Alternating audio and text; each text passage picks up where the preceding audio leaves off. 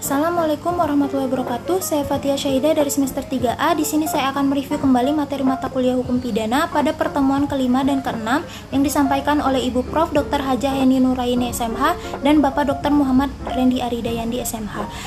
Pada pertemuan kelima dan keenam membahas bab 3 tentang perbarengan atau gabungan tindak pidana atau semen loop atau konkursus. Dalam KUHP tidak ditemukan definisinya, tetapi dari rumusan pasal-pasalnya dapat disimpulkan jadi beberapa. Yang pertama yaitu seseorang dengan satu perbuatan mengakibatkan beberapa aturan pidana dilanggar, atau seseorang dengan beberapa perbuatan mengakibatkan beberapa aturan pidana dilanggar. Yang kedua, di antara perbuatan-perbuatan tersebut, hakim belum pernah menjatuhkan putusan atau vonis yang telah mempunyai kekuatan hukum yang pasti dan tetap. Yang ketiga, jaksa atau penuntut umum dalam melakukan penuntutan perkara-perkara tersebut harus secara sekaligus dan bersamaan. Di antara ketiga pengertian tersebut, yang paling penting adalah yang nomor 1, karena menyangkut perbuatannya. Selanjutnya, pengaturan perbarengan atau gabungan tindak pidana diatur dalam buku 1 KUHP bab 6 pasal 63 sampai 71.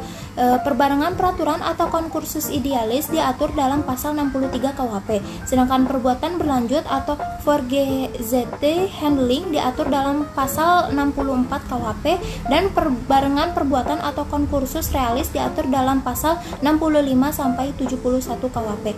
Konkursus idealis dan konkursus realis adalah bentuk konkursus murni, sedangkan perbuatan berlanjut adalah bukan konkursus murni.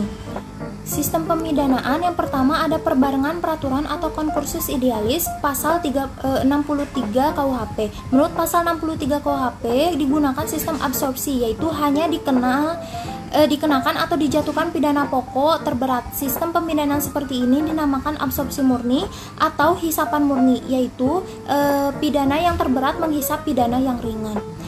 Perbuatan berlanjut atau forgesetzte handling menurut pasal 64 ayat 1 berlaku sistem absorpsi, yaitu hanya dikenakan satu aturan pidana dan jika berbeda-beda dikenakan ketentuan yang memuat ancaman hukum pidana pokok yang terberat.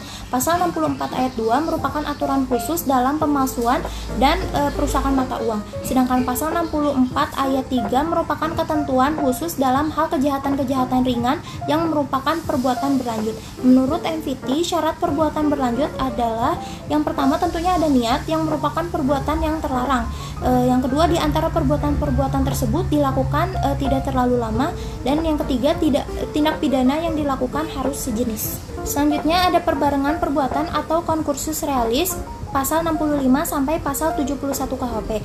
Konkursus realis ini dibagi menjadi 3 bentuk. Yang bentuk pertama yaitu kejahatan dengan kejahatan. Pasal 65 yaitu hanya dikenakan satu pidana dengan ketentuan bahwa jumlah pidana maksimum tidak boleh lebih dari maksimum pidana terberat ditambah sepertiganya.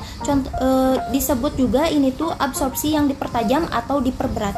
Yang kedua yaitu kejahatan dengan pelanggaran. Menurut pasal 66 KUHP untuk semua jenis ancaman pidana tiap-tiap kejahatan dijatuhkan, tetapi jumlahnya tidak boleh melebihi maksimum pidana terberat ditambah sepertiganya. Sistem ini disebut dengan kumulasi yang diperlunak atau diperingan. Selanjutnya yaitu konkursus realis pelanggaran dengan pelanggaran diatur dalam pasal 70 KUHP dengan sistem pemidanaan disebut kumulasi atau pidana sejenis, yaitu tiap-tiap pidana dijumlahkan.